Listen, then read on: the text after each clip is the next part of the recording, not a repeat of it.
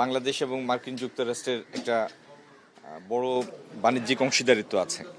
আপনারা তো জানেন আমাদের সর্বশেষ আর্থিক বছরেও মার্কিন যুক্তরাষ্ট্রে আমাদের রপ্তানি পরিমাণ ছিল $7.5 বিলিয়ন এবং মার্কিন যুক্তরাষ্ট্র থেকে আমরা প্রায় $3.25 বিলিয়নের মতো আমদানি করি। তো এটি আমাদের একটা বৃহৎ বাণিজ্যিক অংশীদার, সিঙ্গেল দেশ হিসাবে, একক দেশ হিসাবে বৃহত্তম দেশ। তো সেই দেশের সাথে আমাদের অর্থনৈতিক সম্পর্ক, বাণিজ্যিক সম্পর্ক, আগামী দিনে বিনিয়োগের সম্পর্ক, আমাদের এখানকার ডিজিটাল ইনফ্রাস্ট্রাকচার ডেভেলপ করার জন্য তাদের সহযোগিতার বিষয়ে, এরকম অনেক গুরুত্বপূর্ণ বিষয় জড়িয়ে আছে দুই দেশের মধ্যে। এই সমস্ত বিষয় নিয়ে সাধারণ আলাপ হয়েছে।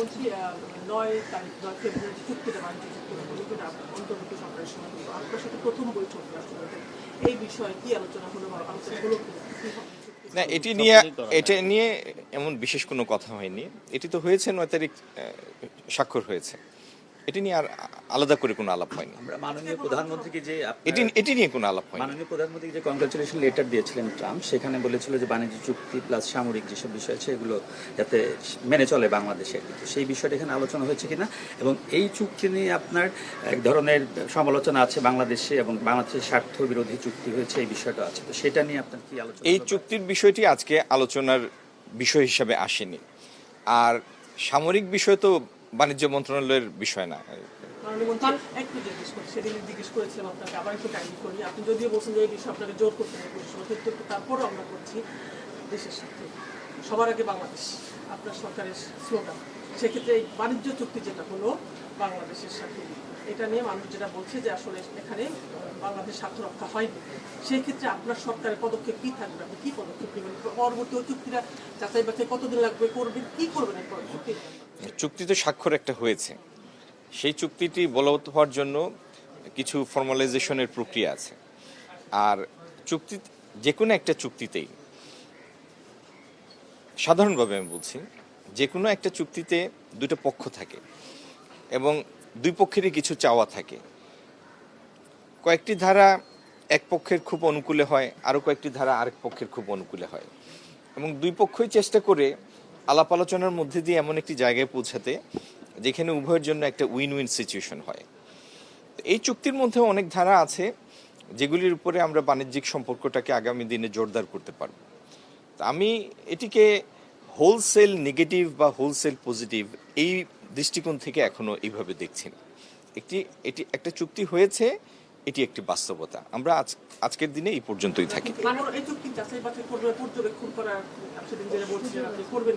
না, আমি নির্দিষ্ট করে চুক্তির কথা বলিনি। আমি যেটা বলেছিলাম সেটি হলো যে আমেরিকান উচ্চ আদালতে টেরিফের যে ধারাটি, ইমার্জেন্সি ইকোনমিক পাওয়ার অ্যাক্টের যে ধারায় টেরিফ ধার্য করা হয়েছিল, সেই ধারা এই টেরিফ ধার্য করাকে সমর্থন করে না বলার পরে পরিস্থিতিটা বিকাশমান, ইভলভিং। তো এই বিকাশমান পরিস্থিতি আমরা পর্যবেক্ষণ করছি, এটি ছিল আমার কথা। আপনারা আমার একটা অনুরোধ, আমার সাথে যে কথাগুলি হয় আপনারা তো সবাই রেকর্ড করেন, তাই না? সুতরাং পত্রিকায় লেখার আগে রেকর্ডটা বাজিয়ে যেটি বলেছি সেই কথাটা লিখলেই হয়, আর কোনো কথা থাকে না। জি,